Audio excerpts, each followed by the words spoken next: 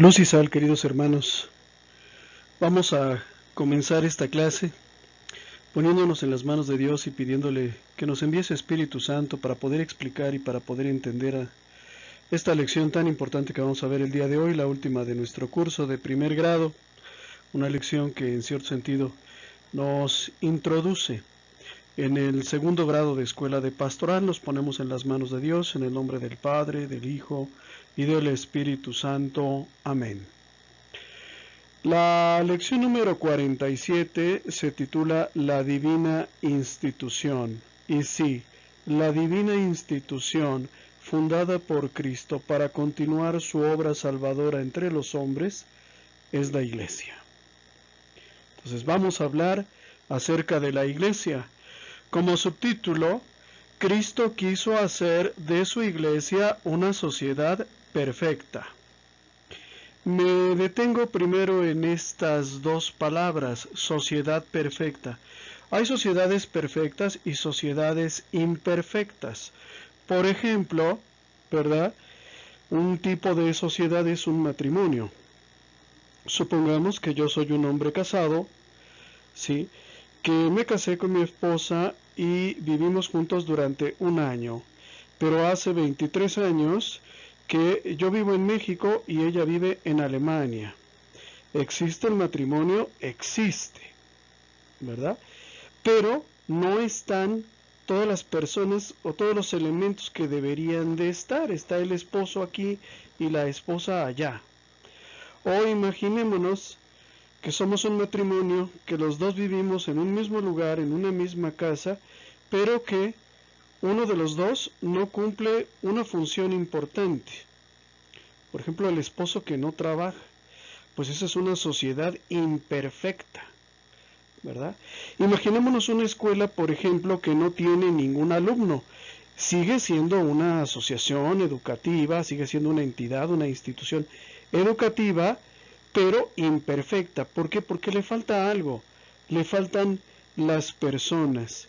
Vamos a ver aquí que Cristo fundó a la Iglesia como una entidad perfecta, es decir, dotada de elementos espirituales y de elementos materiales y físicos que nosotros podemos percibir.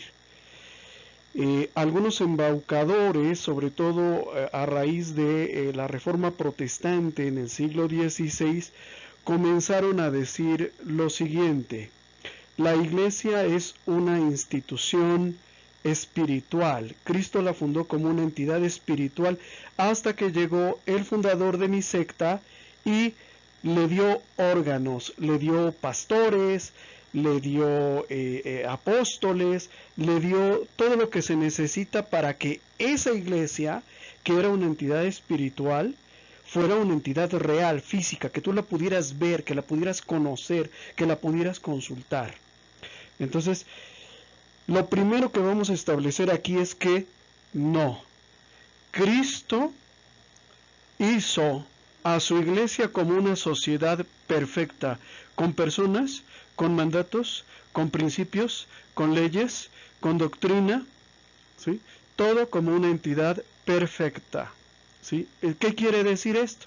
Quiere decir que si ya había personas que pertenecieran a la Iglesia Católica en el siglo I, entonces tiene que haber una forma de rastrear en la historia esos antecedentes, ¿verdad? Muéstrame, por ejemplo, un templo católico de los primeros siglos. Muéstrame, por ejemplo, un texto de algún predicador católico de los primeros siglos, ¿no? Del año 200 o del año 100, ¿sí? Dime, por ejemplo, quién fue el Papa que estuvo al frente de la Iglesia después de San Pedro. Sabemos que San Pedro muere incluso en el primer siglo del cristianismo. Bueno, ¿quién fue el segundo? ¿Quién fue el tercero? Sí, porque la Iglesia es una sociedad perfecta, es decir, tenía una espiritualidad, pero también tenía personas, ¿sí? Y esto es muy importante. La Iglesia tiene una historia que ojalá todos ustedes pudieran conocer. Habíamos visto en nuestras primeras lecciones que para hacer de los israelitas una nación, a la salida de Egipto Dios les dio 3 instituciones: el sacerdocio, cuya finalidad era consagrar a Israel, hacer de Israel un pueblo santo, separado de los otros y perteneciente solo a Dios. Dios también instauró la realeza, que primero recayó en la persona de Saúl y después en la persona de David, que le fue dando forma a toda una idea de el rey pastor que sirvió para orientar a los futuros gobiernos del pueblo elegido. Entonces, los reyes fueron instituidos por Dios para apacentar, para guiar, y la noción de pastor se fue, digamos, equiparando, ¿verdad?, o haciendo correspondiente con la idea de un gobernante. Y Dios instituye reyes para que gobiernen, para que guíen y para que apacienten a su pueblo. Vimos también que Dios instituyó la profecía, profetas, que eran personas encargadas de llevar el mensaje de Dios al pueblo. ¿Qué mensaje? Pues el mensaje que Dios quisiera comunicar en ese momento. Podía ser el anuncio de un acontecimiento alegre. Es el caso, por ejemplo, de Isaías, que profetiza en relación al nacimiento de Cristo. Podía ser también el anuncio de un acontecimiento triste, como Jeremías, que profetiza respecto a la deportación de los judíos sucesivamente a los imperios de la época. Y los profetas estaban ahí para enseñar, para guiar, para amonestar, lo cual constituye el magisterio. Habíamos visto también que nuestro Señor Jesucristo desempeñó en su momento las 3 funciones instituidas por Dios para el servicio del pueblo. Como sacerdote se ofreció a sí mismo en la cruz por el perdón de los pecados. Como rey se convirtió en nuestro guía y el Rey universal de todos los tiempos hasta el día de hoy. De hecho, el Domingo de Ramos Jesús va a permitir que se le proclame rey, algo que no había permitido antes, pero en ese momento sí lo va a permitir, va a aceptar su realeza, va a aceptar que Él es el Rey inmortal de los siglos. Y Jesús también es profeta, y no solamente profeta. Habíamos visto que en Jesús confluyen y llegan a su culminación todas las profecías. Habíamos dicho que Jesús es el eximio profeta, el mayor de todos los profetas. Primera, porque Dios nos habla a través de él de manera directa, y segunda, porque de él es de quien hablaban todas las profecías. Entonces, después de Jesús ya no hay más profetismo. Habrá enseñanza, habrá homilía, pero ya no hay más profetas, ni debemos esperar ninguna otra revelación pública después de Cristo.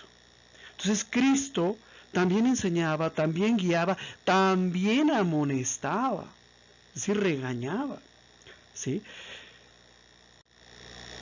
Estas 3 funciones fueron asumidas por Cristo, constituyéndose así como único mediador entre Dios y su pueblo. Ciertamente, Cristo es el único y suficiente mediador entre Dios y su pueblo.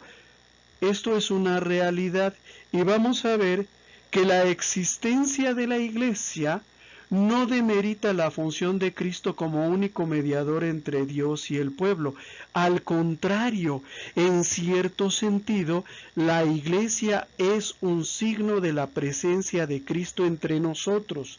Cuando va Saulo camino de Damasco, con una orden judicial para detener a todos los cristianos de la ciudad, encarcelarlos y torturarlos, se le aparece Cristo.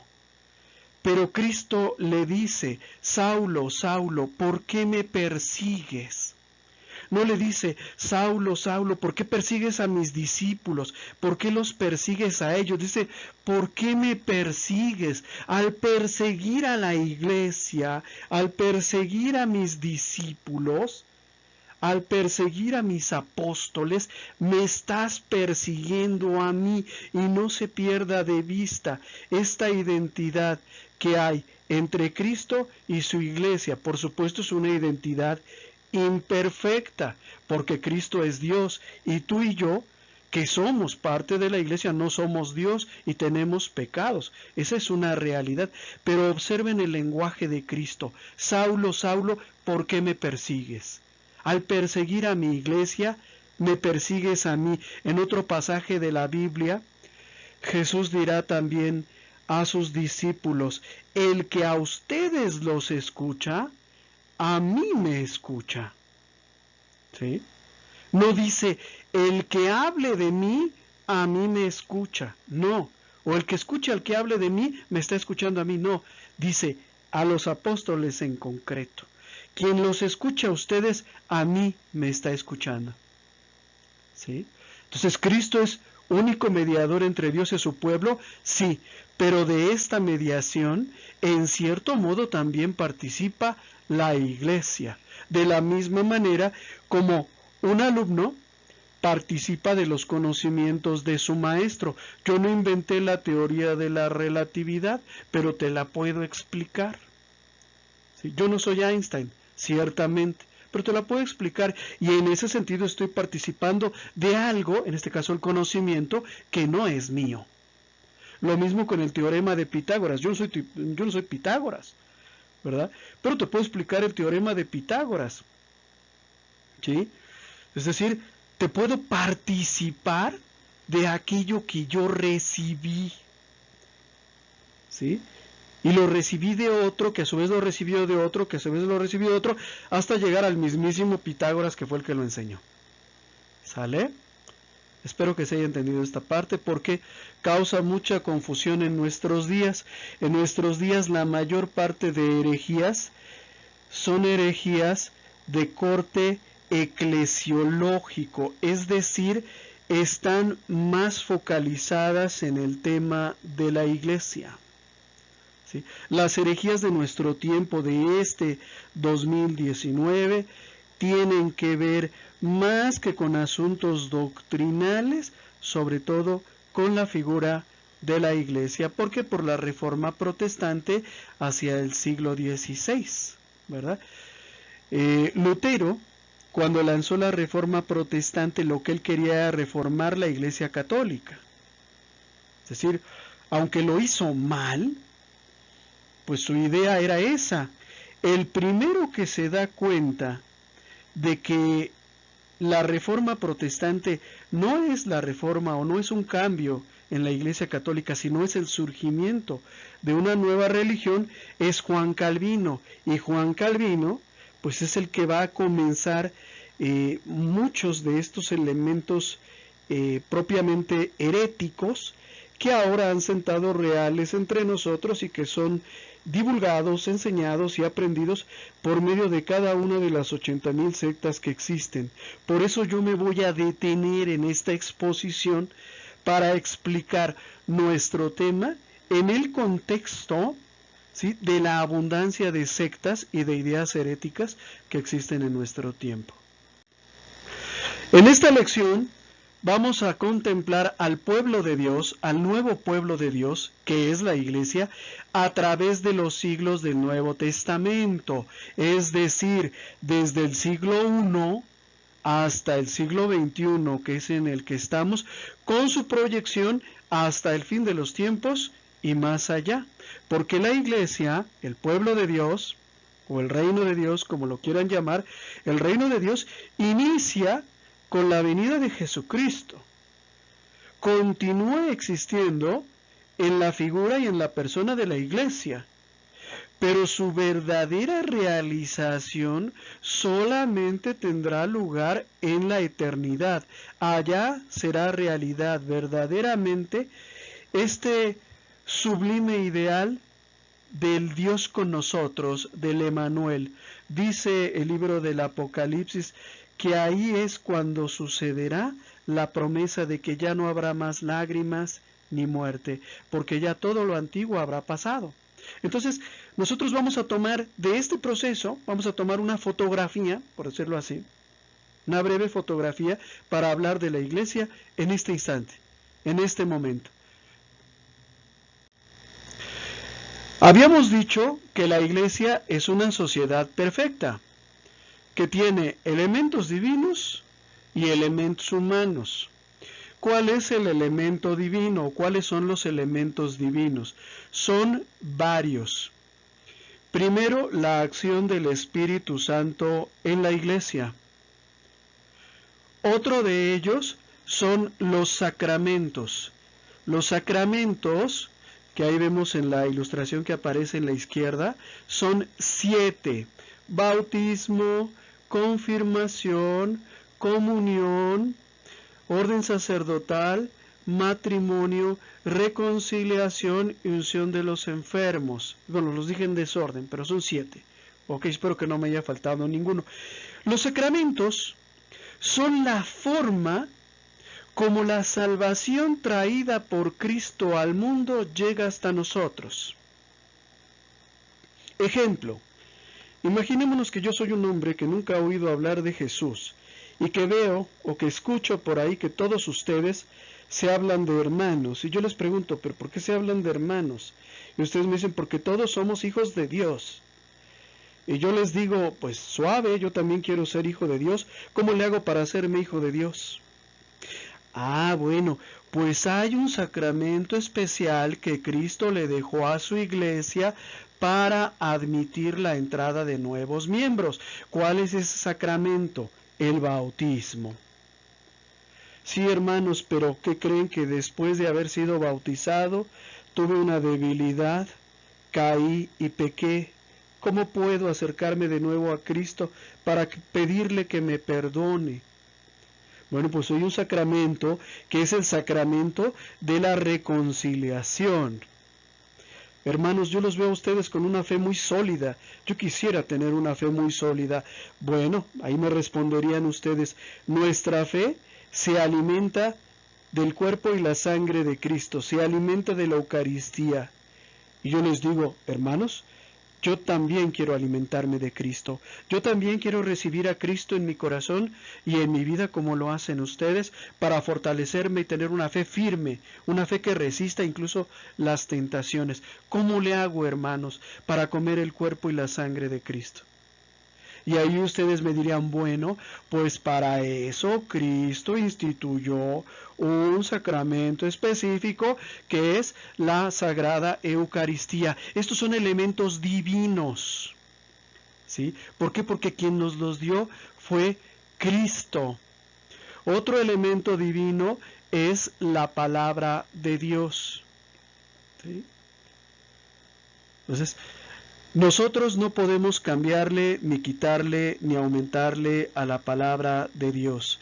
En nuestros días hay muchas personas que con el fin de que la gente no se siga saliendo de la Iglesia Católica, predican un evangelio que no es el de Cristo.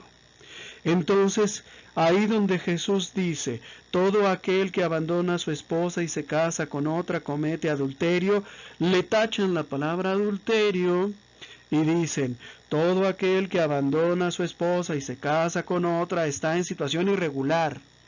¿Y qué es una situación irregular?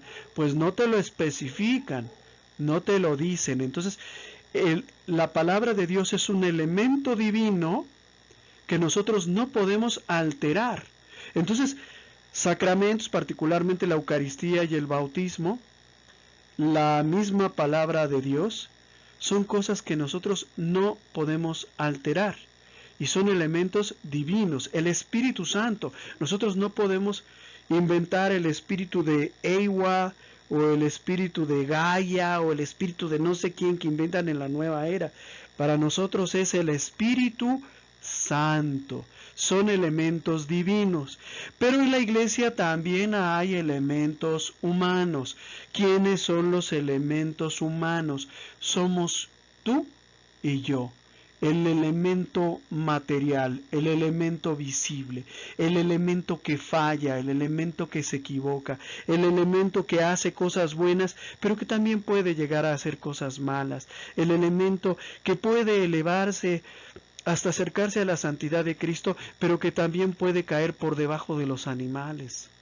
Nosotros somos el elemento humano, y hay humanos en la Iglesia Católica desde que se fundó. Que nadie venga y te diga, hermano, es que la Iglesia Católica se fundó en el año 325 por Constantino.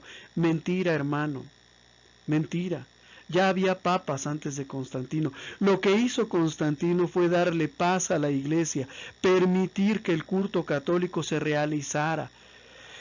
El antecedente más antiguo en la historia profana de la Iglesia Católica es una mujer llamada Pomponia Graecina. En el libro de Quo Vadis, Enrique Sienkiewicz habla un poco de ella. Esta mujer, Pomponia Graecina, fue llevada por su marido a los tribunales porque vivía una vida muy recatada, muy pulcra, muy íntegra. Por eso su marido comenzó a sospechar de que tal vez ella fuera cristiana. Entonces, hay antecedentes, ¿sí? En el año 49, un historiador pagano llamado Suetonio, por ejemplo, refiere que hubo un tumulto en Roma a causa de un tal Cristo. Entonces, que nadie venga y te diga, es que la Iglesia Católica solo existe desde el 325, eso es mentira, hermanos. Investiguen, lean historia de la Iglesia, Daniel Robs, Luis de Wohl, ¿sí? Hay un libro que a mí me gusta mucho, que es el de August Franzen, Historia de la Iglesia, también muy bueno, que les permite a ustedes tener esa certeza de que ustedes están en una sociedad perfecta, tan perfecta que existe desde el mismo Cristo hasta el día de hoy, cosa que ninguna otra iglesia te puede llegar a decir. Ninguna secta que tú puedas conocer, por más que canten bonito, por más que hagan cosas graciosas o lo que sea, ninguno te puede decir que existía antes del siglo XVI. A menos que recurra al chiste de Calvino, ¿no? De que sí existió antes del siglo XVI, pero era una entidad espiritual, y cuando un cristiano asomaba la cabeza, la iglesia lo mandaba a la Inquisición, ¿no? Eso es increíble. Solo lo puede creer una persona que no conozca historia de la iglesia. Por eso es importante que la conozcamos. Los elementos divinos, recapitulando, son aquellos que el mismo Jesucristo dejó constituidos. Estos son los elementos esenciales de la iglesia. Son elementos inalterables. No podemos quitar ni poner sacramentos. No podemos quitar ni ponerle a la Biblia. ¿Por qué? Porque tiene que ser como Cristo lo dejó. Y en la iglesia también tenemos elementos humanos. Estos elementos humanos son derivados de lo divino. ¿Qué quiere decir esto? Quiere decir, en primer lugar, que tú y yo fuimos elegidos por Cristo para participar de su iglesia. En segundo lugar, el Espíritu Santo actúa en la iglesia para mantenerla con vida y para prolongarla por toda la eternidad, permitiendo un recambio de autoridades, de obispos y de papas a lo largo de los siglos. ¿Sí? Los elementos humanos existen en cuanto se apoyan en los divinos como su principio sustentador.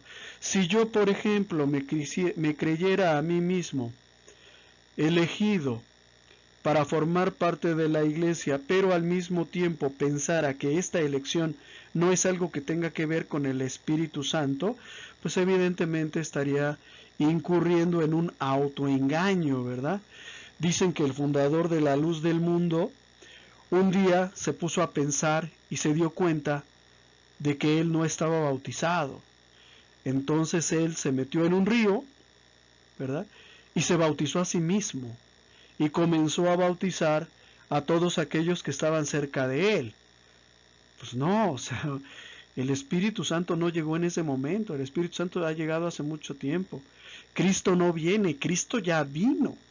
Estamos esperando la segunda venida de Cristo. Entonces los elementos humanos se apoyan en los elementos divinos. ¿Cuáles son los elementos divinos? Pues los sacramentos, la palabra de Dios, el Espíritu Santo. Los elementos humanos no son esenciales sino secundarios, no son inmutables sino mutables, no inalterables sino conforme a circunstancias de tiempo, de modo, de costumbres y de exigencias humanas. Por ejemplo, Cristo instituyó un culto con el cual quería ser adorado. ¿Cuál es ese culto? La Sagrada Eucaristía. Sí, es la Sagrada Eucaristía. Pero ¿qué pasa ahora que mucha gente dice, ay, es que la misa es aburrida? Y hay personas que dicen, bueno, ¿y qué tal si mejor en lugar de las ropas sacerdotales, que el sacerdote se ponga un disfraz de perro gigante para dar la misa? ¿Y qué tal si en lugar de entrar en procesión, ¿verdad?, con sus lectores y sus monaguillos, el sacerdote mejor que entre a la parroquia en una patineta, ¿sí?, para que la gente no se aburra? ¿Y qué tal si mejor en lugar de nuestros cantos católicos, que ya tienen bastantes años, ¿por qué no tomamos los cantos protestantes, que son guapachosos, que son estridentes, ruidosos, que a la gente le gusta, ya tirándole al reggaetón, pues? ¿Por qué no lo cambiamos? Bueno, podemos cambiar los cantos, pero no podemos cambiar la Eucaristía. El canto sí. Si tú te vas a África, a una iglesia católica en África, te vas a dar cuenta de que los cantos son diferentes y a lo mejor allá hasta bailan. Pero lo que no puede ser es que cambiemos la Eucaristía. Sí, pero la gente dice que es aburrida. Además, ay, ¿cómo que Jesús se ofrece por nosotros otra vez en la cruz? Ay, no, qué horrible, nuevamente crucificado, sangrando. Ay, no, sangre. Pues no, hermanos. Tiene que ser así porque así lo instituyó Jesús. ¿Sí, hermanos?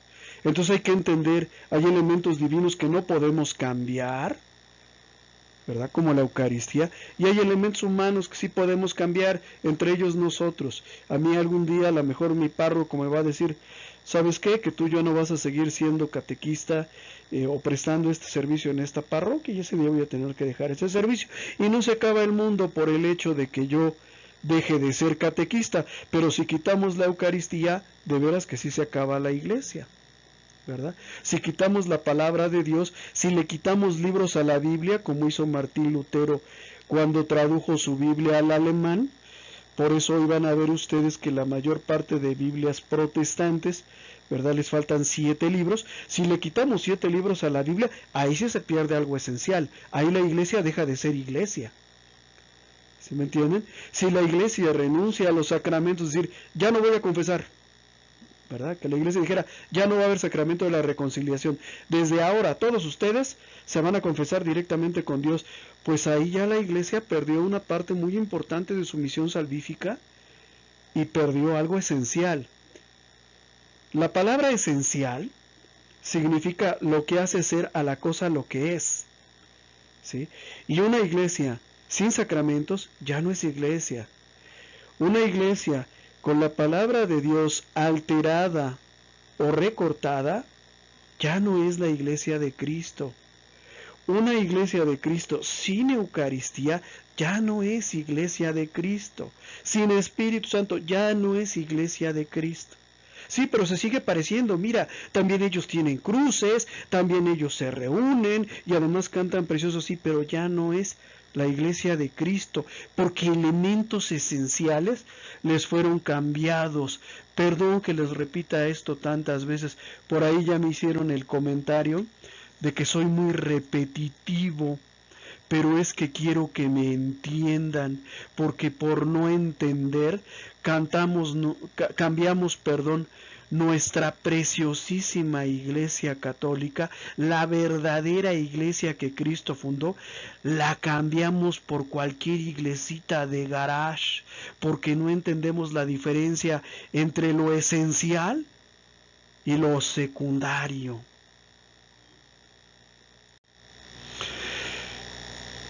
Vamos a ver un tema que para nosotros los católicos es muy importante y es el tema de la autoridad. Ustedes me pueden decir, oye Alejandro, ¿y tú con qué autoridad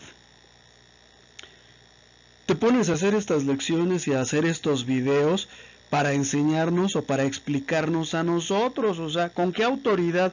Con la autoridad de haber estado 23 años en escuela de pastoral, con la autoridad de haber cursado desde el primero hasta el 13º grado con la autoridad, ¿sí?, de ser un lector asiduo, es decir, diario de la Biblia, y con la autoridad que me da mi coordinadora regional, quien me ha permitido prestar este servicio a la escuela de pastoral.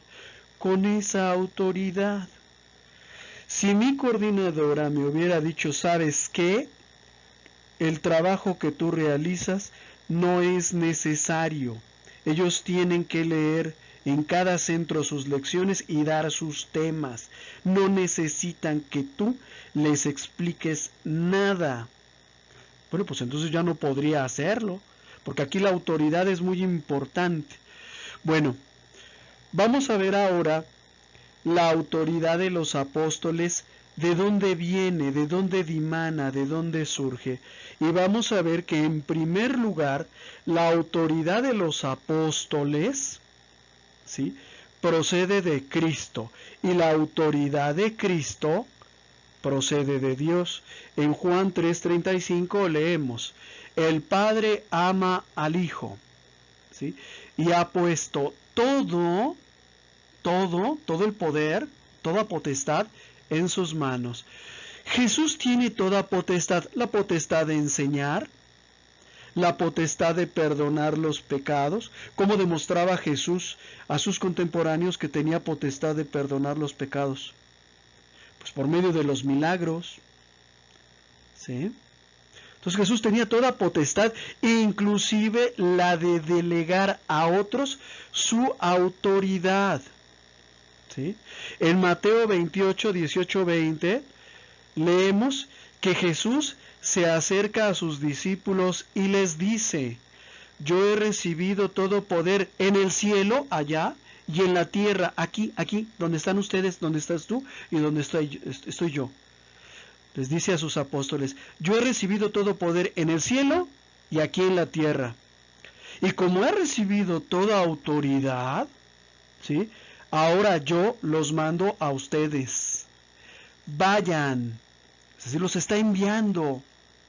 Les está dando una orden. Vayan y hagan que todos los pueblos sean mis discípulos. Lleven mi palabra a todos los pueblos. Enseñen a esos pueblos a vivir lo que yo les he enseñado, ¿sí? Hagan que todos los, no que algunos pueblos, sino que todos los pueblos sean mis discípulos. Bautícenlos, háganlos entrar en la comunidad de Dios, en la comunidad cristiana. Y les dice: bautícenlos en el nombre, habíamos visto en lecciones anteriores que el nombre es la persona misma. Bautícenlos en el nombre del Padre, del Hijo, o sea, de Cristo, ¿sí?, y del Espíritu Santo. Y enséñenles a cumplir todo lo que yo les he mandado. ¿Y qué nos ha mandado? Pues que amemos a Dios sobre todas las cosas y a nuestro prójimo como a nosotros mismos. Pero además les dice, antes de que se vayan: yo estaré siempre con ustedes hasta el fin del mundo.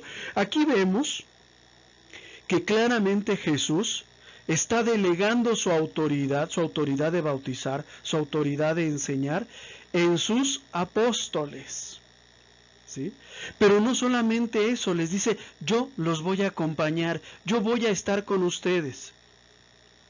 La pregunta que yo les hago ahora a ustedes es esta: ¿cómo se quedó Cristo entre nosotros hasta el fin del mundo?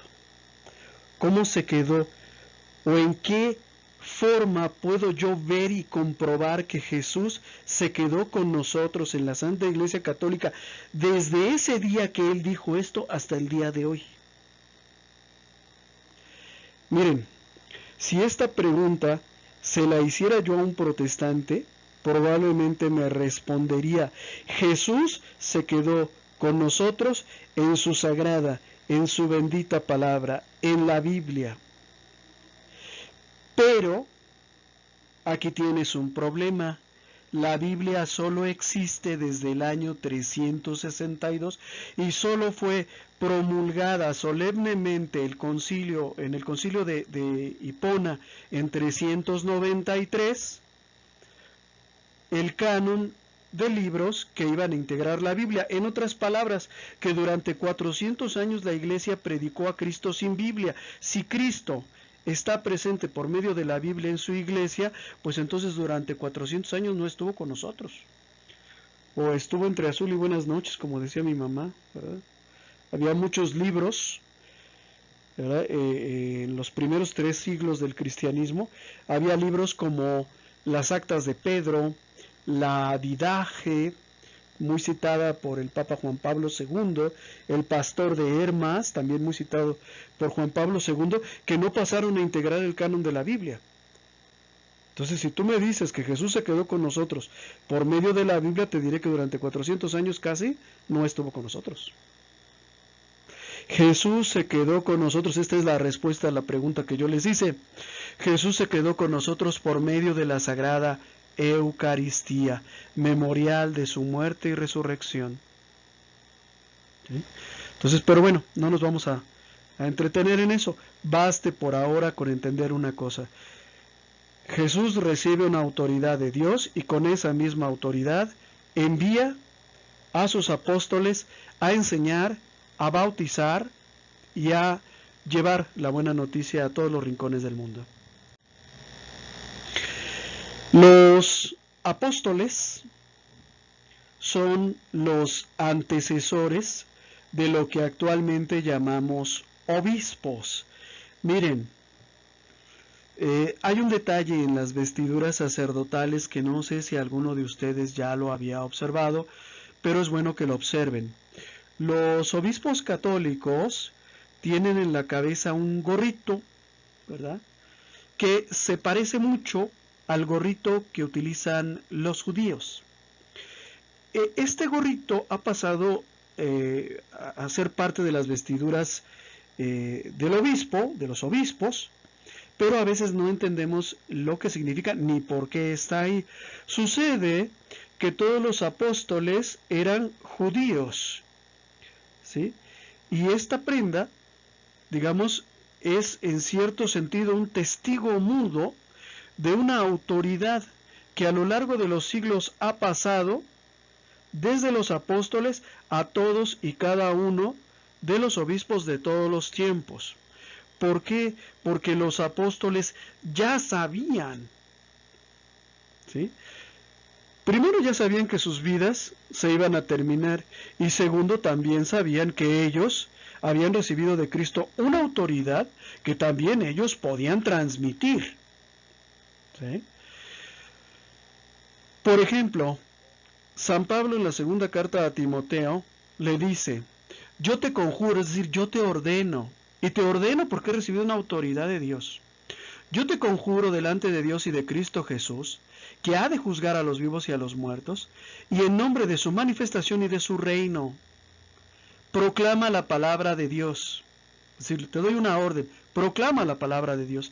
Insiste, con ocasión o sin ella, arguye, regáñalos, exhórtalos, con paciencia incansable y con afán de enseñar. Porque llegará el tiempo en que los hombres no soportarán más la sana doctrina. Por el contrario, llevados por sus inclinaciones, se procurarán una multitud de maestros que les halaguen los oídos y se apartarán de la verdad para escuchar cosas fantasiosas.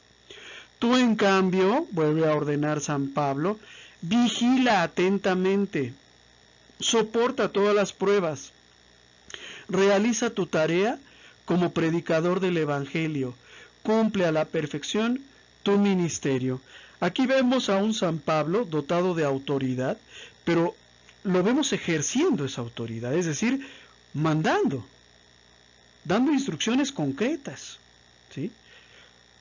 Vamos a ver que la autoridad de los apóstoles no solamente les va a servir para dar órdenes específicas, sino también para nombrar sucesores. En cierto sentido, los acompañantes de San Pablo, uno de ellos Tito, pues en los Hechos también eran personas que en determinados momentos le sustituían. En la carta a Tito, por ejemplo, leemos en el capítulo 1 que San Pablo le dice: te he dejado en Creta, te dejé allá, yo me fui, pero ahí te dejé. Te dejé para que terminaras de organizarlo todo y establecieras presbíteros, ancianos, en cada ciudad, de acuerdo con mis instrucciones. Yo ya te dije cómo ibas a establecer estos presbíteros. Y te recuerdo, todos ellos deben ser irreprochables, no haberse casado sino una sola vez y tener hijos creyentes, a los que no se pueda acusar de mala conducta o rebeldía. Porque el que preside la comunidad, en su calidad de administrador de Dios, tiene que ser, nuevamente el tono imperativo, tiene que ser irreprochable. No debe ser arrogante, ni colérico, ni bebedor, ni pendenciero, ni ávido de ganancias deshonestas, sino hospitalario, amigo de hacer el bien, moderado, justo, piadoso, dueño de sí. También debe estar firmemente adherido a la enseñanza cierta, lo que está conforme a la norma de la fe, para ser capaz de exhortar en la sana doctrina y refutar a los que la contradicen. Son muchos, en efecto, los espíritus rebeldes, dice San Pablo, los charlatanes y seductores, sobre todo entre los circuncisos, o sea, los judíos, los cristianos venidos del judaísmo, que tanta lata dieron a San Pablo. A esos, dice San Pablo, es necesario taparles la boca, porque trastornan a familias enteras, enseñando lo que no se debe por una vil ganancia. Aquí vemos a un San Pablo que da órdenes, y órdenes en un tono bastante fuerte, pero también que le pide a Tito que le sustituya como organizador de la comunidad cristiana de Creta, ¿sí? Ya le está sustituyendo Tito, ¿verdad? Ahora vamos a ver que desde el principio de los tiempos hay una forma inequívoca de conferir los poderes.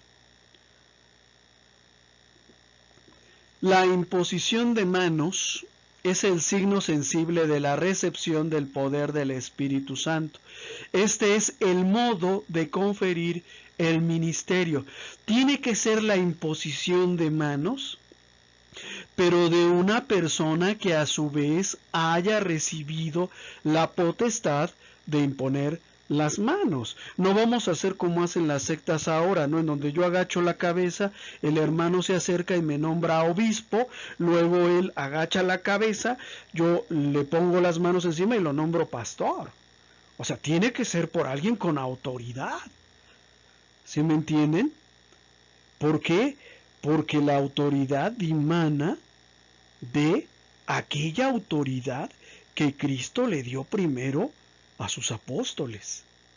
No es que porque te puse las manos ya te estoy dando autoridad, ¿no? ¿Quién soy yo? ¿Quién soy yo? ¿Sí? Fuera de la Iglesia Católica lo hace todo el mundo, pero nosotros no lo podemos hacer.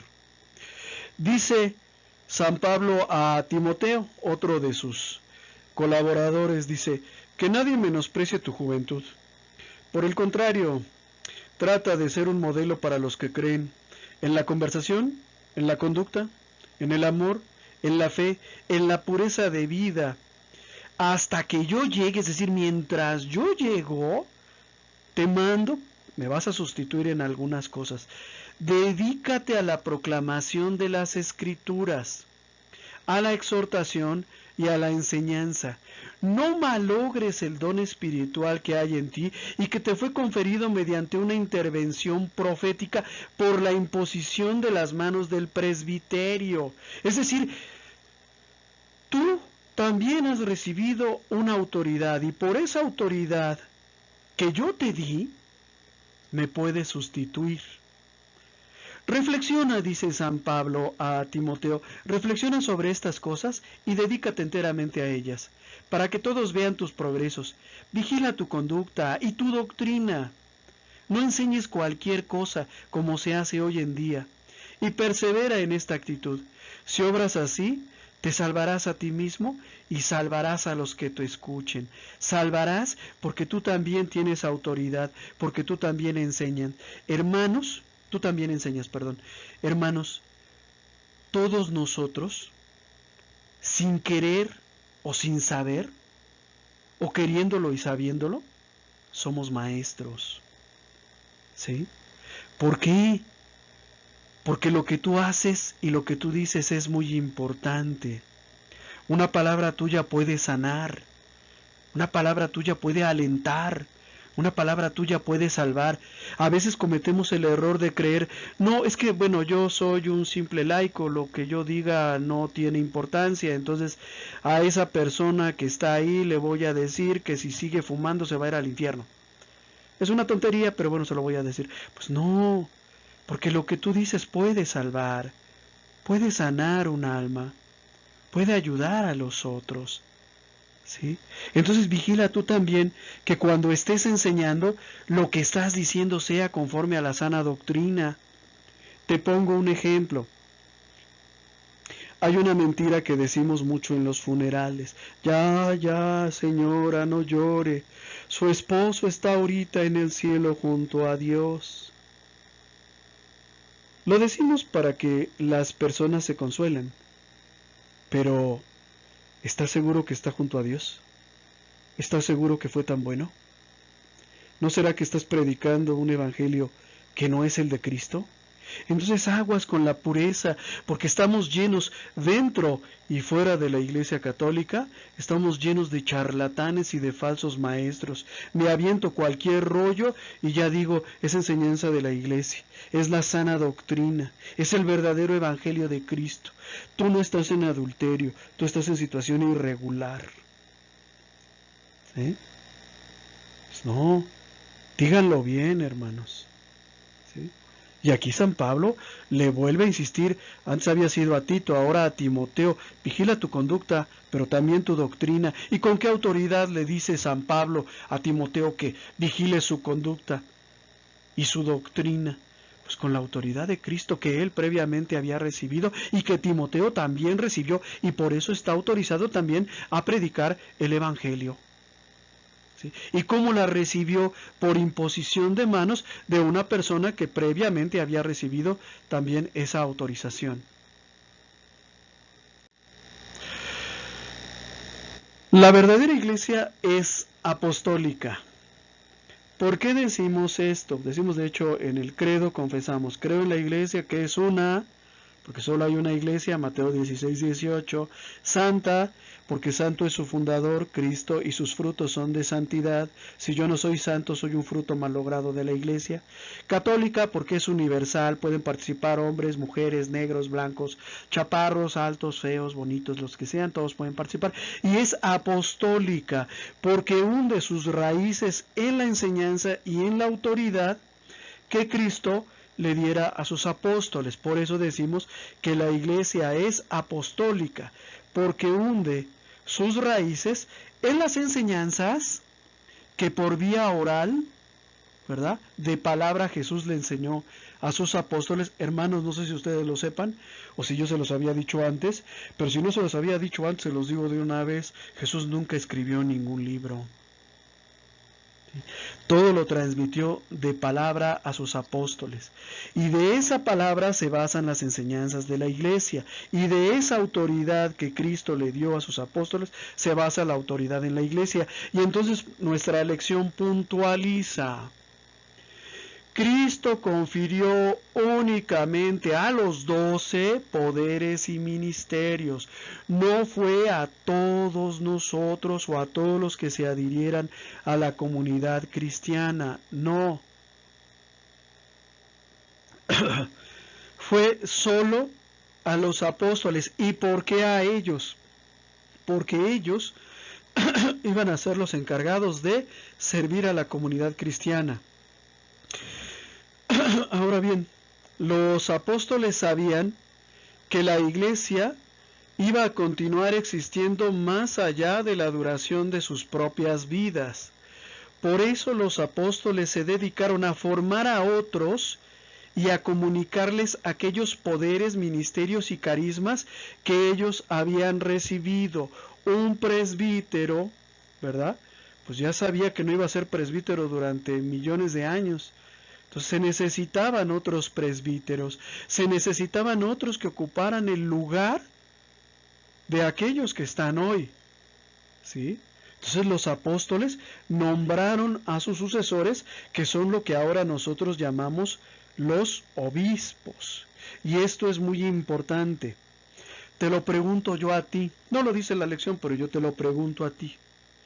Tú que estás ahí escuchándome, cuando tú ya no estés, ¿quién va a ocupar tu lugar? Cuando tú ya no estés ocupando ese banco en la iglesia, cuando tú ya no estés ocupando, ¿verdad?, ese servicio o haciendo ese servicio en escuela de pastoral, ¿quién va a estar en tu lugar? ¿Ya está formado alguien? ¿O no te has preocupado por eso? ¿O no te interesa, ¿no?, que se acabe? Si ya no hay quien ocupe, pues ni modo que se acabe. ¿Sale?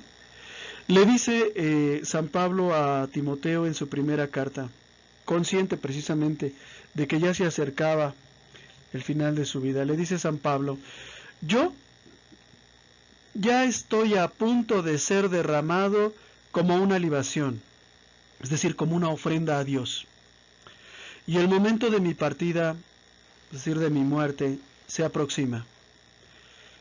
San Pablo, consciente de su final, hace un recuento y dice: he peleado hasta el fin el buen combate, concluí mi carrera, conservé la fe, y ya está preparada para mí la corona de justicia, que el Señor como justo juez me dará en ese día, y no solamente a mí, sino a todos los que hayan guardado con amor su manifestación.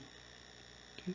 Es decir, él ya está consciente de que su vida se va a terminar, ¿verdad? Y hace un recuento muy hermoso, ¿verdad?, de todo lo que él ha hecho, y que ojalá y nosotros algún día podamos decir eso, ¿no?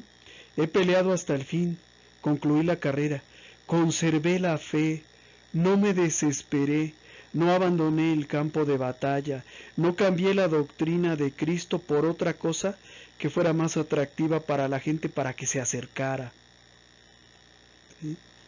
Entonces, San Pablo pues sabía que su vida iba a terminar, y precisamente por eso formó a otros para que ocuparan su lugar.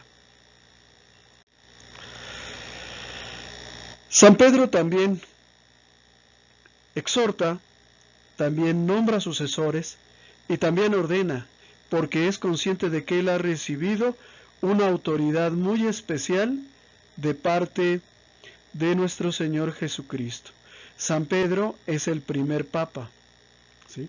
Y como papa utilizó su autoridad por encima de todos los demás presbíteros, es decir, Pedro era sacerdote, pero era consciente también de que Jesús le había dado a él la función de confirmar la fe de sus hermanos, y esto representa una cierta forma de autoridad que Pedro utilizaba. Pedro utilizaba esta autoridad. Vamos a ver lo que nos dice en la primera carta de Pedro, capítulo 5, versículos del 1 al 4. Nos dice San Pedro: exhorto a los presbíteros, o sea, a los ancianos, que están entre ustedes, siendo yo presbítero, anciano como ellos, y testigo de los sufrimientos de Cristo, y copartícipe de la gloria que va a ser revelada. Aquí San Pedro, comienza a dar instrucciones que denotan la autoridad de la que gozaba o de la que tenía en el tiempo apostólico. Dice: primera orden, apacienten el rebaño de Dios que les ha sido confiado, velen por él, no forzada sino espontáneamente como lo quiere Dios, no por un interés mezquino sino con abnegación, no pretendiendo dominar a los que les han sido encomendados, sino siendo de corazón ejemplo para el rebaño. Y cuando llegue el jefe de los pastores, en otras traducciones dice el mayoral, me parece que nuestra lección dice el mayoral, recibirán la corona imperecedera de gloria. Es decir, San Pedro sabe que él tiene una autoridad, sabe que esa autoridad no brotó de él mismo, sino que se la dio Cristo. Tan es así que él les dice, miren, ustedes hagan lo que yo les ordeno. Y su salario, su premio, la corona, dice aquí, se las va a dar Jesús, porque es para Él, para quien trabajamos, cuando trabajamos para la iglesia, cuando trabajamos para la escuela de pastoral. Muchas de las veces cometemos el error en escuela de pastoral de creer que estamos trabajando para nuestro director, y como el director luego me cae gordo, pues ya no quiero exponer y ya no quiero hacer nada. Pues no, tú no trabajas ni para el director ni para el padrecito, tú trabajas para Cristo, y por eso debes de hacer tu trabajo lo mejor posible. ¿Sí? Yo aprendí a exponer leyendo la lección. En el primer centro en el que entré allá por 1996, cuando se decía voy a exponer la lección, se decía voy a leerles la lección. De ahí algunos comenzaron a traer laminitas de papel bond con dibujitos, ¿verdad? Con frases que les recordaran lo que tienen que hablar. Y de ahí nos seguimos. Yo compré una computadora y compré un proyector. Luego aprendí a hacer estos videos, porque a Dios nuestro Señor tenemos que darle lo mejor. No porque yo quiera que ustedes me conozcan y me aplaudan y ay hermano, qué bueno que hizo el video, mire qué exposiciones tan bonitas. Pues no, hermanos. Su maestro es Cristo. Ese es el Señor al que les servimos, es al que ustedes tienen que conocer y tienen que seguir, ¿sí? Y sean ustedes conscientes de que están trabajando para Cristo, y Cristo les va a dar su premio, y háganlo bien. Si tú sabes que no eres capaz de hacer una lámina o de hacer una diapositiva o hacer una presentación en PowerPoint, si tú no puedes, no te preocupes, hermano. El Señor sabe que lo hiciste de la mejor manera posible, pero ay de ti si pudiéndolo hacer bien decides hacerlo mal, ¿verdad? Sí, puedo hacer una presentación, pero pues para los hermanos que luego ni entienden y no, y luego qué tal si se me descompone mi laptop, qué tal si se me descompone mi proyector, no, mejor no. Aguas, hermanos, aguas, porque quien nos va a dar el premio o el castigo es Jesús, y para quien trabajamos es para Él. Y trabajar para Cristo, esto se los digo, como dicen por ahí, si no lo digo reviento. Trabajar para Cristo es un honor, es un honor. No le preguntes a Cristo qué premio te va a dar. Tú deberías de pagarle a Él porque te permita predicar su palabra y aprender su palabra. Si tú le deberías de pagar a Él. Si sabías que en la Edad Media los aprendices le tenían que pagar a los maestros, entonces fíjate bien, si tú entrabas como aprendiz de albañil, aparte de que te ponían en friega a trabajar, no te pagaban, sino que tú le tenías que pagar al maestro por haberte puesto a trabajar de sol a sol. ¿Sí? ¿Por qué? Porque estaba recibiendo algo precioso. ¿Y qué era eso precioso? El conocimiento. Entonces, yo con mucha alegría les puedo decir, trabajar para Jesús es un gran honor, es una gran distinción, y le doy gracias de todo corazón por haberme permitido llegar al final de este curso. Bueno, todavía no llegamos al final, me falta hacer todavía unos comentarios finales, pero le doy de todo corazón las gracias. Ahora bien, esta autoridad que Jesús dio a sus apóstoles y que los apóstoles dieron a sus sucesores, los obispos, es una autoridad que se ha transmitido a través de los siglos, y con esta autoridad es que la iglesia, o sea, los obispos, para ser más exactos, han creado una serie de leyes en materia de moral que nos dan a conocer a nosotros y nos piden que las cumplamos. ¿Con qué autoridad la iglesia emite normas morales y nos pide a nosotros, los cristianos del siglo XXI, que las acatemos, pues con la autoridad de Cristo, hermanitos. Por el hecho de haber recibido la autoridad legítimamente de Cristo, la Iglesia tiene la capacidad de emitir leyes y reglamentos que rigen al pueblo de Dios. Y uno de esos reglamentos es el Código de Derecho Canónico. Tú y yo, que somos parte del pueblo de Dios, estamos sujetos, por decirlo así, a dos leyes. A una ley civil y a una ley espiritual. La ley civil, pues está expresada en los códigos y cuerpos legales que cada país y que cada comunidad tiene. Si yo tiro basura en la calle, ¿verdad? Pues si la policía me ve, me va a multar o me va a encarcelar durante 72 horas o no sé. ¿Por qué? Porque estoy sujeto a la autoridad civil, pero también como soy parte del pueblo de Dios, también estoy sujeto al Código de Derecho Canónico, es decir, a las leyes que el pueblo de Dios se ha dado a sí mismo a lo largo de los siglos. Imagínense ustedes, por ejemplo, que yo en mi trabajo conozco a una dama, ¿verdad?, de 25 años. ¿Sí? Imagínense que, pues, en un determinado momento se establece una relación entre ella y yo, pero yo soy casado, ¿sí? Imagínense que esta relación, por supuesto una relación adúltera, evoluciona de tal manera que en un momento dado ella y yo queremos casarnos.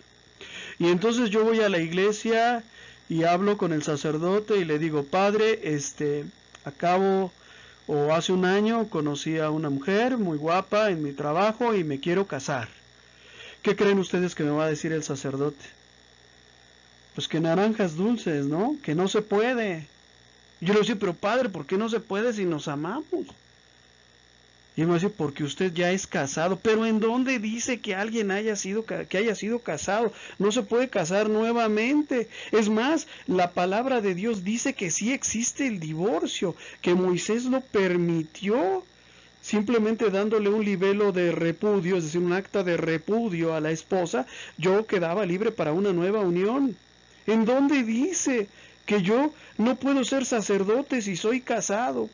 ¿En dónde dice que no me puedo casar con otra mujer si si mi esposa está conmigo y mi esposa todavía vive y el vínculo matrimonial es perfectamente válido? ¿En dónde lo dice? En el Código de Derecho Canónico.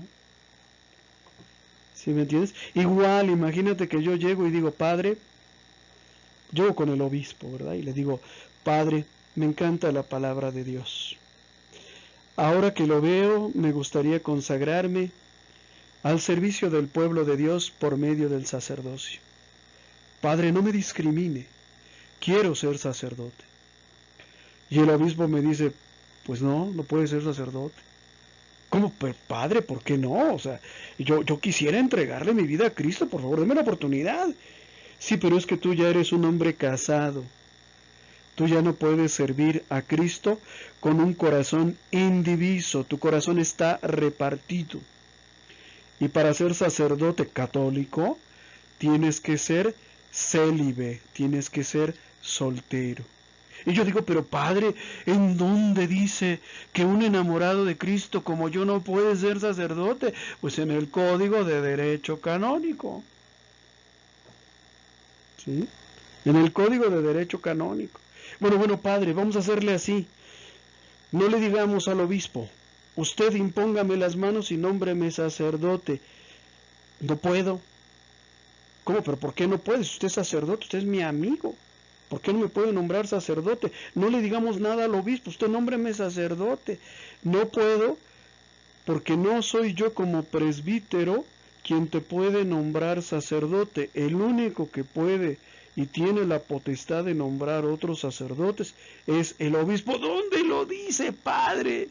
¿Dónde lo dice? Si la Biblia no habla nada de ello. Eso es el lenguaje protestante, ¿eh? No me hagan caso porque Juan 21:25, no todo está escrito en la Biblia. Pero bueno, seguimos con nuestro ejemplo. ¿Dónde dice que yo no puedo ser sacerdote y que usted, padrecito, no me puede nombrar sacerdote? En el Código de Derecho Canónico. ¿Sí? Tú y yo pertenecemos al pueblo de Dios y estamos sujetos a las leyes del pueblo de Dios. Si no te gusta, para eso hay 80,000 sectas. Allá te puedes casar, te puedes descasar, puedes ser pastor, puedes ser obispo, puedes ser apóstol, ¿verdad? Puedes ser lo que tú quieras. Puedes ser profeta si quieres también. O todo al mismo tiempo, ¿no? Pero aquí, en el pueblo de Dios, hay orden y hay leyes. Y esas leyes son el resultado de 2000 años de evolución, ¿sí? Desde las Escrituras hasta el día de hoy. Y tú y yo, por pertenecer al pueblo de Dios, estamos sujetos a estas leyes. Lo vamos a ver en el segundo grado cuando hablemos, por ejemplo, del sacramento del matrimonio, ¿verdad? De los obstáculos que puede haber para la realización de un matrimonio. ¿Sí entendimos esto? Entonces, que la Iglesia recibe la autoridad de Cristo, porque Cristo se la da a sus apóstoles, o sea, a los obispos, y que con esa misma autoridad la Iglesia nos impone mandamientos en materia de moral. Bueno, precisamente con esa autoridad la Iglesia ha formulado 5 mandamientos de la Santa Madre Iglesia. ¿Con qué autoridad? Pues con la autoridad de Cristo, ya lo vimos hace unos momentos, ¿verdad? ¿Cuáles son esos 5 mandamientos de la Iglesia? Primero, oír misa entera todos los domingos y fiestas de guardar, ¿verdad? Bueno, perdón, hubo algo que no les expliqué. ¿Por qué la Iglesia emitió estos 5 mandamientos? Ya dijimos que los emitió con la autoridad del mismo Cristo, que Cristo dio a sus apóstoles y a los sucesores, los obispos. ¿Pero por qué? ¿Qué importancia tienen los mandamientos de la Iglesia? Los mandamientos de la Santa Madre Iglesia son lo mínimo que un católico tiene que hacer para salvarse, lo mínimo. ¿Sí me entiendes? Es como el sueldo mínimo. ¿Han oído del sueldo mínimo? ¿Qué es el sueldo mínimo? Pues es lo mínimo que puede ganar un trabajador para sobrevivir. Por abajo de eso, ya no puede sobrevivir. ¿Sí? Si el salario mínimo es justo o no es justo, eso no lo vamos a discutir aquí, pero es lo mínimo. También los 5 mandamientos de la Iglesia es lo mínimo que tú y yo tenemos que hacer para salvarnos, lo mínimo de lo mínimo. Es decir, cuando ya no queremos hacer nada. ¿Sí? Entonces, por eso es tan importante que los cumplamos. Los 5 mandamientos de la Iglesia son: 1. Oír misa entera todos los domingos y fiestas de guardar. Perdón. Hago 2 observaciones. No es nada más oír misa, es también comulgar, participar en la Santa Eucaristía. Una misa católica es un banquete, y de nada te sirve ir al banquete si no comes y si no bebes. ¿Sí, hermanos? Imagínate, por ejemplo, que tú me invitas a una fiesta. Pues ya vamos a terminar el curso de pastoral. Imagínate que me invitas a una comida con motivo del fin del ciclo de escuela de pastoral, ¿sí? E imagínate que yo voy. Imagínate que llego y que me siento. Y que alguien me dice: señor Alejandro, qué bueno que vino. ¿Gusta usted un molito? Y yo digo: no, gracias. Y otro me dice: ¿gusta usted un refresquito? Y yo les digo: no, gracias. Alguien me dice: señor Alejandro, ya empezó la música, ¿quiere usted bailar? Y yo les digo: no, gracias. Pregunta: ¿a qué fui a la fiesta? ¿A qué fui a la reunión? ¿A qué fui a ese banquete? Pues a nada. Entonces tienes que ir a misa, pero también comulgar, hermano.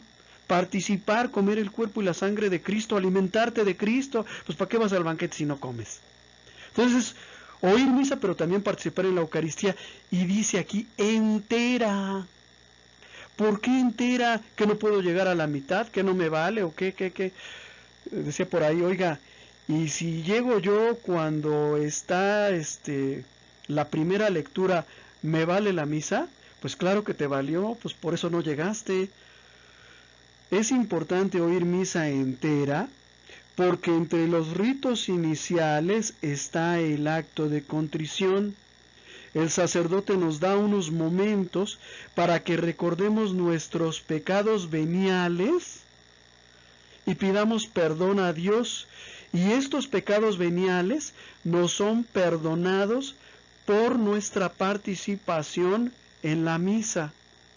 Entonces, si yo llego en la primera lectura, por ejemplo, pues pero llego en estado de pecado venial.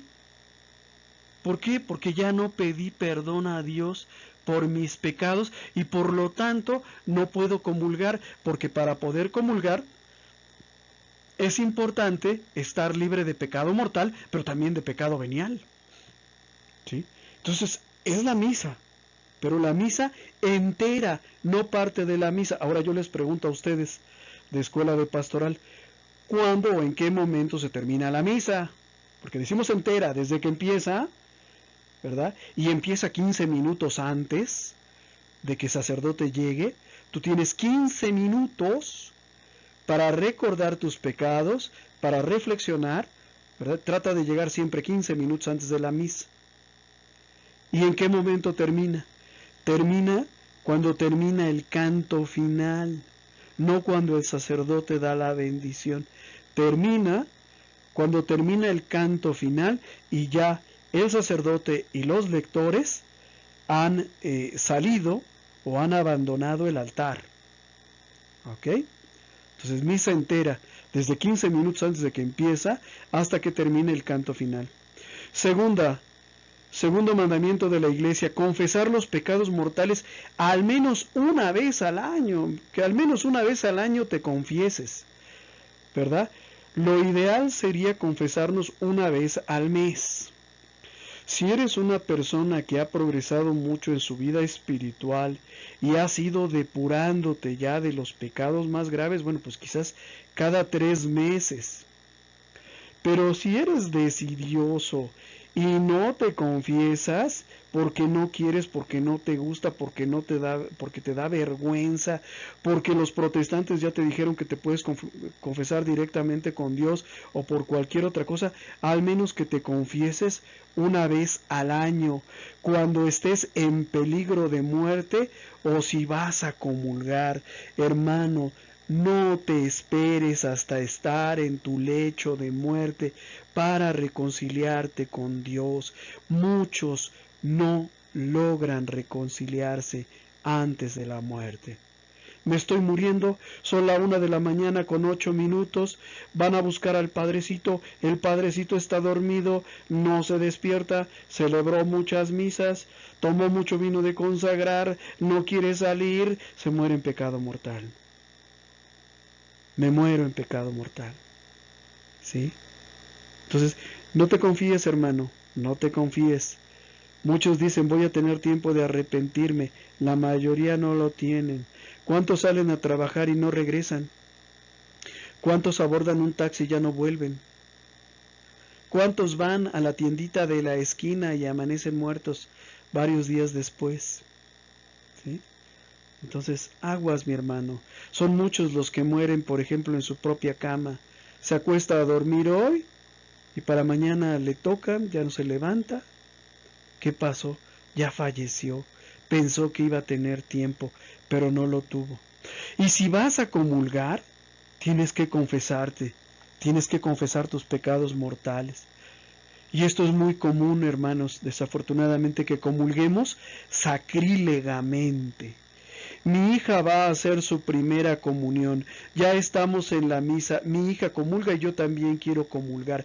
Sí, pero estás comulgando para que los otros te vean, para quedar bien, porque dentro en tu corazón sabes que estás en pecado mortal y estás cometiendo un pecado todavía más grave, que es el sacrilegio. Si piensas comulgar porque vas a llevar a bautizar, porque vas a ser padrino, porque tu hijo va a hacer la primera comunión, confiésate, reconcíliate con Dios, ten confianza en Jesús.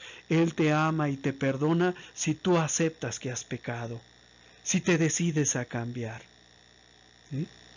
Tercer mandamiento de la Santa Iglesia Católica: comulgar al menos una vez por Pascua de Resurrección. Puedes no comulgar todo el año, hermano. Todo el año. Navidad no comulgué, ¿verdad? Se casó mi hermano y tampoco comulgué. Fui padrino y no comulgué. Pero por lo menos en la vigilia pascual, ¿verdad? Que ahí sí comulgues, hermano. ¿Sí? Yo he pasado por la tristeza de no comulgar ese día. Pero la Santa Iglesia Católica nos pide que por lo menos ese día lo hagamos. ¿Sí, hermano? Bueno, seguimos. Cuarto mandamiento de la Santa Iglesia Católica: ayunar y abstenerse de comer carne cuando manda la Santa Madre Iglesia. Cuando la Iglesia nos pide que ayunemos, nos pide en la Semana Santa y en la Cuaresma. ¿Y por qué lo hacemos? Lo hacemos para domesticar las concupiscencias de la carne, para ir forjando una voluntad fuerte que nos permita resistir al pecado. Por eso ayunamos. ¿Sí? Por eso ayunamos. Y es muy importante hacerlo, porque es una forma, ¿verdad?, de participar también en el sacrificio de Cristo. No vas a ser crucificado, simplemente pues vas a dejar de comer o de beber aquello que te gusta. Vas a dejar de pecar. Quinto mandamiento de la Santa Madre Iglesia: ayudar a la Iglesia en sus necesidades, dar ofrenda, que no limosna. Si Dios te ha socorrido a ti, socorre a la Iglesia, pero aquí tropezamos con la cruel realidad. Los enemigos de Cristo han tenido mucho éxito en convencernos de que la Iglesia es rica. Y por eso tenemos una triste realidad. ¿Cuál es?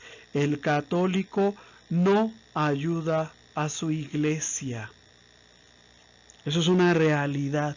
La mayor parte de católicos no dan diezmo. A algunos ni siquiera sabíamos que había diezmo antes de entrar a escuela de pastoral. Bueno, pues nuestro deber es ayudar a la Iglesia en sus necesidades, hermanos. Cooperar en la medida de nuestras circunstancias. La Iglesia no te pide que te quedes sin comer o que entregues aquello que es para el sostenimiento de tu familia. Simplemente, de lo que Dios te ha dado, ayuda a la Iglesia, ayuda al seminario, ayuda a nuestros sacerdotes. Nuestros sacerdotes, por ejemplo, no sé en tu diócesis, pero hay diócesis en los que los sacerdotes no tienen ninguna prestación, y el día que ya no pueden trabajar de sacerdotes, ¿qué destino o qué futuro les espera?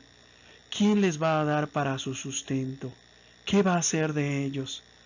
Entonces tenemos que aprender a ser agradecidos con Cristo, ¿verdad?, que nos llamó a su servicio, y ese agradecimiento se tiene que ver reflejado en generosidad para con la Iglesia. ¿Sí?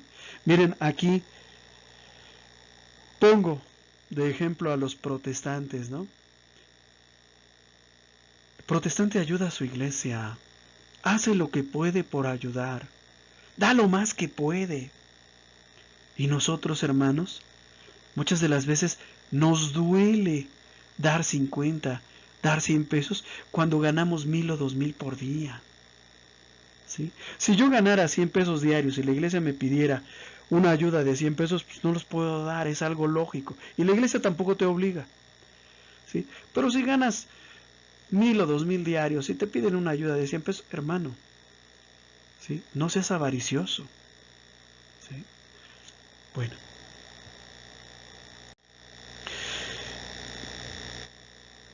Este es básicamente el contenido del curso.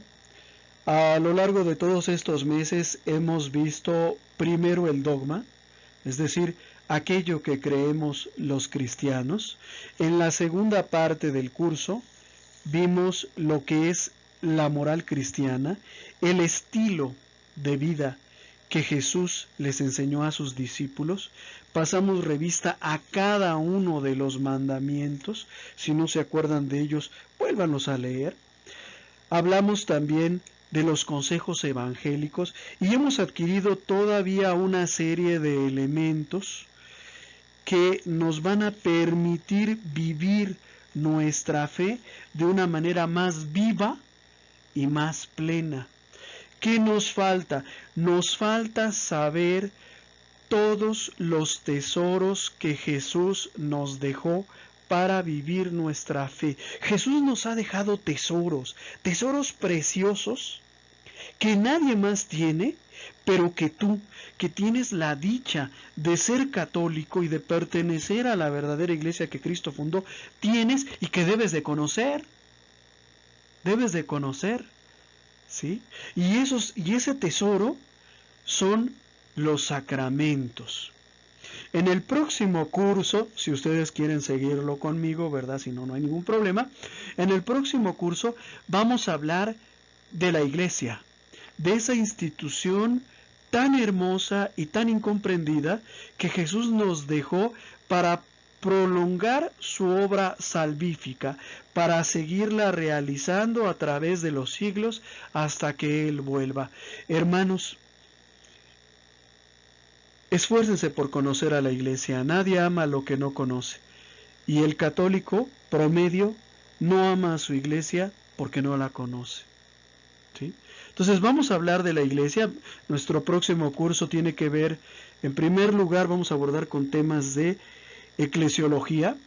Después vamos a estudiar la vida sacramental, cada uno de estos tesoros que tiene la iglesia y que son para ti y para mí si nos acercamos. Vamos a hablar también un poco de liturgia al final de nuestro curso. Entonces, pues yo me despido de ustedes por ahora, invitándolos a que se inscriban al segundo grado de escuela de pastoral, a que no se conformen con lo que se les dice o con lo que yo les digo, sino que busquen más y traten de aprender, traten de llegar más allá, ¿sí? Los conceptos son muy importantes, repásenlos, unión hipostática, todo esto que parece que no tiene ninguna importancia, pero tiene muchísima importancia. Y bueno, con el favor de Dios, aquí nos estaremos viendo dentro de unos días para iniciar nuestro segundo curso de escuela de pastoral. Yo les agradezco mucho que hayan estado conmigo durante todos estos meses. Cuando empezamos parecía que no íbamos a terminar, pero con el favor de Dios pues ya estamos terminando. Algunas personas me han preguntado por qué no se ve mi cara, ¿verdad? ¿Por qué nunca muestro mi cara? Que a qué le tengo miedo, que pues ¿por qué no me doy a conocer? Pues porque Jesús es su maestro, es al que tienen que conocer, es al que tienen que seguir. Si yo les he dicho algo que está equivocado, les pido perdón por ellos. Hagan lo que Jesús les diga, acérquense a su verdadero maestro que es Cristo, y pues aquí nos veremos dentro de unos días para seguir estudiando y para seguir aprendiendo. Que Dios los bendiga. Gracias por escucharme, gracias por soportarme, gracias por aburrirse conmigo, gracias por soportar también mis ejemplos a veces un poquito chuscos, mis palabras repetitivas, que a veces digo mucho para que entiendan. Mi temor, les soy sincero, muchas veces que no me comprendan. Y aquí estaremos, hermanos. Que Dios los bendiga. Muchas gracias. Y hasta pronto, hermanos. Luz y sal. Muchas gracias por tu atención. Esperamos que este video haya sido de tu agrado. Nuestro trabajo se mantiene gracias a las aportaciones de amigos y benefactores. Si nace de tu corazón hacer alguna aportación y tienes posibilidad de hacerlo, aquí te dejo mis datos bancarios. Si no puedes hacer alguna aportación, con una oración es más que suficiente. Que Dios te bendiga y muchas gracias.